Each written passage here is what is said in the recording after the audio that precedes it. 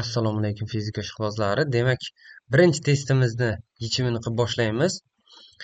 Demak, birinchi savolimizda doimiy kuch ta'sirida harakatlana boshlagan 6 kilogramm massali jism birinchi sekundda 15 metr yo'l o'tdi. Kuchning miqdorini toping debdi. Demak, biz bu masalada nima qilamiz? Kuchning miqdorini, natijaviy kuch bizga jismning massasi bilan uni olgan tezlanishini ko'paytmasiga tengaydi. Nyutonning ikkinchi qonuniga binoan. Demak, bizda bu yerda massa bor, massamiz bor, lekin bizda tezlanish yo'q. Tezlanish yo'q. Boshlang'ich tezligimiz 0. Jism tinch holatdan deganligi uchun boshlang'ich tezligimiz 0. Biz tezlanishni qanday topib olamiz? Bizga yo'l formulasi bor edi kinematikada. Boshlang'ich tezlik t plus at kvadrat taqsim 2 degan formula. Xuddi shu formuladan boshlang'ich tezlik o'rniga 0 qo'yadigan bo'lsak, 15 a ko'paytirib 1 ning kvadrati taqsim 2 bo'ladi. Mana shundan biz a ni topadigan bo'lsak, a ning qiymati 30 metr taqsim sekund kvadrat chiqadi. Endi biz demak mana bu joyda massaning qiymatimiz 6 kilogramm deyapti, tezlanishimiz 30 chiqdi. Shunda 180 newton chiqadi. Demak, javob D javob bo'lishi kerak edi. Demak, ikkinchi savolimizda to'g'ri chiziqli tekis tezlanish bilan harakatlanayotgan jism 20 metr yo'lda 2 sekund davomida tezligini 3 marta oshirdi. Jismning tezlanishini toping debdi. Demak, jismning tezlanishi boshlang'ich tezligi v0 edi. 20 metr bosgandan keyin 3 marta oshirdi. Bu degani 3 ta v0 bo'ldi. Endi biz uni nima qilamiz? Bizda bosib o'tilgan yo'l formulasi bor edi. S teng boshlang'ich tezlik va oxirgi tezlikni qo'shib, o'rtachasini topib 2 ga bo'lib, vaqtga ko'paytirib qo'yardik.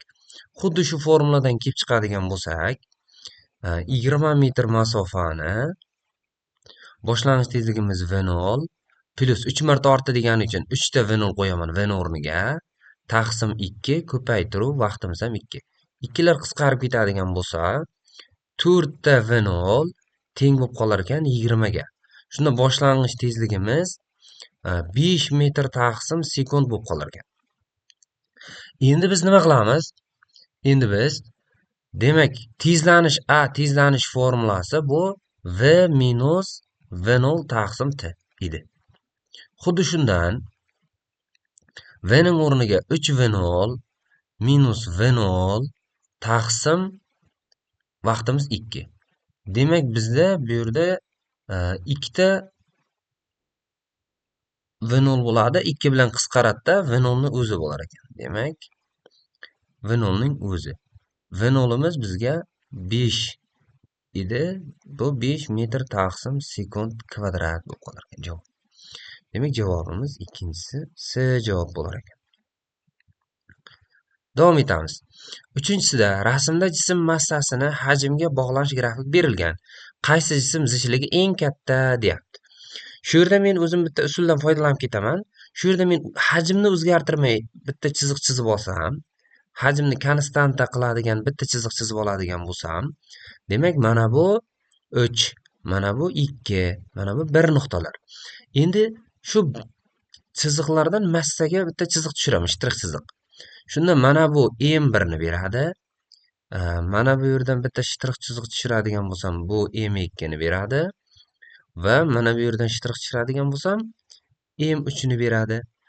Hajm konstanta bo'lyapti. Hajm o'zgarmagan holatda, demak, bizni zichliklari taqqoslang deyapti.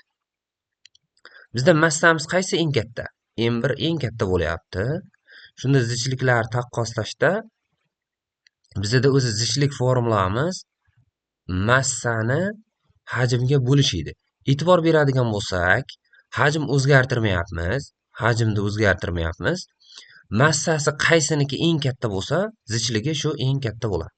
Demak, bizda bu yerda ρ1, ρ2 va ρ3. Demak, massasi eng katta ρ1 mi? Demak, zichligi ham eng katta 1 bo'lib qolar ekan. Eng kattasini so'rayapti, javobimiz A variant bo'lib qoladi. Davom etamiz. 4-masalamizda 40 litr 10 gradus Selsiya suvga 20 litr 40 gradus Selsiya suv selsiya suv aralashtirildi. Aralashmaning haroratini toping debdi. Nima qilamiz bunda? Bizda balans temperaturani topish formulasi bor edi. Balans temperaturani topish V1 T1 plus V2 T2 taqsim V1 plus V2 degan formula bor edi. Balans tenglamasidan kelib chiqardi bu. Xuddi shu formulaga binoan topib qo'yadigan bo'lsak, 40 ko'paytiruv 10 plus 20 ko'paytiruv 40 taqsim bizda ikkita hajm 60. Bu yerdan 40 ni chiqarib ketadigan bo'lsam, ichkarida 30 qoladi. 20 ga 10 qo'shilib. Pastda 60. Bu bilan buni qisqartirsam 2. Javobim 20 gradus Selsiyali suv hosil bo'lar ekan. Aralashmaning temperaturasi 20 gradus bo'lib qolar ekan. A variant bo'lib qolar ekan. Davom ettiramiz. Kondensator energiyasi deyapti bizda 2 joule va zaryadi 3 kulon bo'lsa, uning sig'imini aniqlang debdi. Demak, biz bu masalada nima qilardik? Kondensator energiyamiz energiya S nimaga teng edi? Q kvadrat taqsim 2S formula orqali topilardi. Bizda aytayapti, kondensator shu formuladan kelib chiqqan holatda kondensator energiyamiz 2 joule. Shunda zaryadning kvadrati 9, 10 darajasi minus 6 bo'lib qoladi. Bo'laman 2 ko'paytiruv S ga. Shundan kelib chiqadiki, S ni topadigan bo'lsak, 9 taqsim 4 mikrofarad bo'ladi. 10⁻⁶ degani mikroni beradi. Shunda bu 2,25 mikrofaradni beradi. Javobimiz A javob bo'lib qoladi. Demak, keyingi savolimiz. Burchak tezlik o'zgarmas. Shu ya'ni 3,14 radian taqsim sekund bo'lgan charx toshi 1 sekund ichida qanday burchakka buriladi debdi. Bizda burilish burchagi bu burchak tezlik bilan vaqtning ko'paytmasi edi. Burchak tezlik bilan vaqtning ko'paytmasi edi.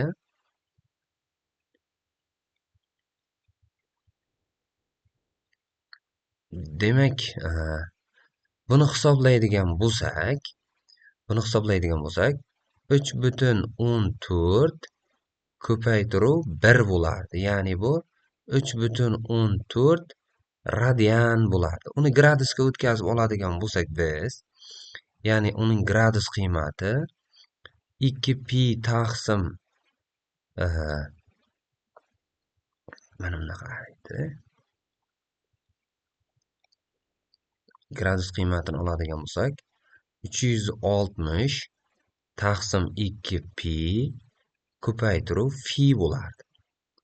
Demak, bu 360 taqsim 2 ko'paytiruv 3,14 ko'paytiruv yana 3,14. 3,14 lar qisqarib ketsa, bizaga 180 gradus bo'lib qolardi. 180 gradus bo'lib qolardi. Demak, javobimiz bunda 6-chi variantimiz C variant bo'lib qoladi. Endi 7-chi savolimiz. Qaysi rasmda ho'llovchi suyuqlik tushirilgan naydagi suyuqlik sathi to'g'ri ko'rsatilgan debdi. Birinchiga e'tibor beradigan bo'lsak, ho'llovchi bo'lganda naydan suv yuqoriga chiqadi va chiziq mana bunaqa ko'rinishda egrilanadi va tashqaridagi suv ham egrilanadi. Mana bunday egrilanadi. Demak, birinchi variantimiz to'g'ri. Endi ikkinchisiga qaraymiz. Ikkinchisiga e'tibor beramiz. Ho'llovchi ham yuqoriga ko'tarilyapti, suyuqlik mana bunaqa do'ngalak hosil qilmaydi. Bunda ham unaqa do'ngalak hosil bo'lmaydi. Chunki mana bu nayning nay molekulalari bilan suv molekulalarining o'zaro tortish kuchi suv molekulalari bilan suv molekulalari o'zaro tortish kuchidan katta bo'ladi-da, suvni yuqoriga tortib ketib qoladi o'ziga. Demak, bu ikkinchisi bo'la olmaydi. Va uchinchisi ham bo'lolmaydi, chunki suv yuqoriga ko'tarilishi kerak edi. To'rtinchisi ham bo'lolmaydi, bu yana ham suv yuqoriga ko'tarilishi kerak. Demak, beshinchisi bo'ladi deyishlari mumkin. Yo'q, lekin nima uchun bo'lolmaydi? Chunki suv mana bunaqasiga egrilangan. Suv bunaqasiga egrilanishi kerak edi. Shuning uchun bu ham bo'lolmaydi. Javobimiz faqat 1 bo'lib qoladi. Demak, 8-masalamiz. Yerda yotgan 4 metr uzunlikdagi,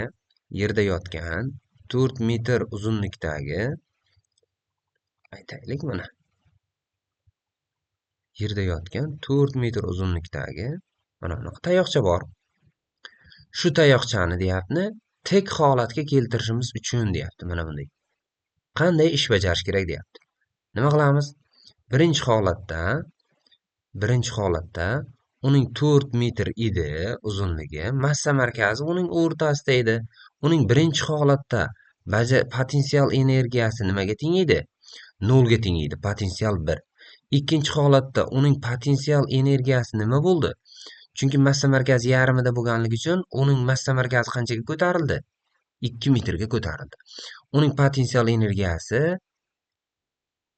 mana bunaqa bo'ladi, ya'ni mg h, ya'ni h o'rniga mana bunday qo'yishimiz mumkin.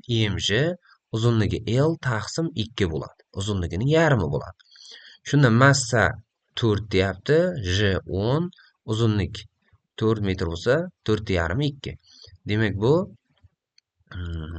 80 joulga teng bo'ladigan potensial energiya. Endi bizda bajarilgan ish degani nima edi? I potensial 2 dan I potensial 1 ni ayiramiz. Bu degani 80 minus 0 bajarilgan ishimiz 80 joulni berib qoladi. Demak, javobimiz A javob bo'lib qoladi. Va 9-savolimizda burchak tezlik birligini ko'rsating degan. Demak, burchak tezlik birligimiz bu radian taqsim sekund edi. Juda ham oddiy savol edi. Juda qiyin savol emas edi. O'zi 1 soat vaqt berishimiz xato edi, lekin birinchi testimiz uchun 1 soat berdik. Xudo xolasa buyog'iga testlarimizda vaqtlarni ham to'g'ri taqsimlaymiz va savollarimiz juda ham qiziqarli bo'ladi. 10-masalamizga keladigan bo'lsak, 10 metr taqsim sekund tezlik bilan yuqoriga tik otilgan jismning maksimal ko'tarish balandligi 4 metrga teng bo'lsa, havoning o'rtacha qarshilik kuchi og'irlik kuchining qanday qismini tashkil etadi debdi. Demak, bu masalamiz yaxshi masala edi. Jismni mana shu yerda turgan jismni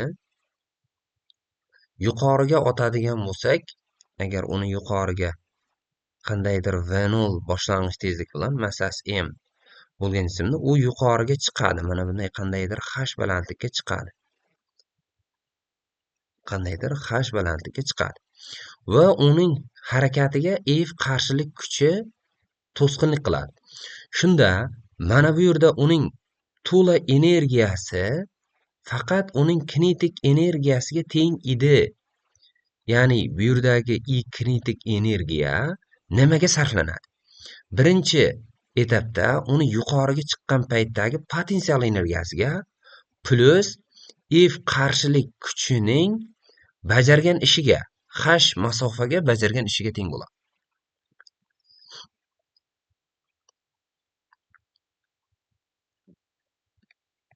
H masofaga bajargan ishiga teng bo'ladi F qarshilik kuchini. Demak, bunda nima qilamiz endi? Kinetik energiyamiz bu m va 10 tezlik bilan 110 ning kvadrat taqsim 2 teng potensial energiyamiz maksimal 4 metr balandlikka ko'tarildi.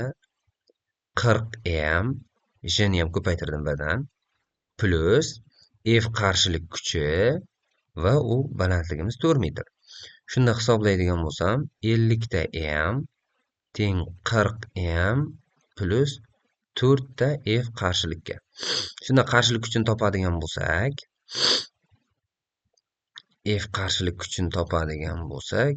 bizga 10 ta m taqsim 4 ga teng bo'lib qoldi. Endi biz bu masalada, demak, bizdan so'rayotgan narsa qarshilik kuchini qanday qismini tashkil etadi deyapti. Qarshilik kuchi og'irlik kuchini qanday qismini? Qarshilik kuchini mg ga og'irlik kuchiga bo'lamiz. Ya'ni qarshilik kuchi 10 m taqsim 4 ni bo'lamiz 10 m ga. J ni 10 desam, massalar qisqaradida, o'nlar ham qisqaradida, 1 taqsim 4 bo'lib qoladi. Demak, bizda bu yerda hisoblasak 0,25 qismini tashkil etib qoladi. Ya'ni 25 foizni tashkil etib qoladi. Demak, keyingi testlarimizda ham kuzatib boring. Xudo xolasa sizga bundan ham qiziqarli masalalarni albatta ulashamiz va birgalikda yechim qilamiz.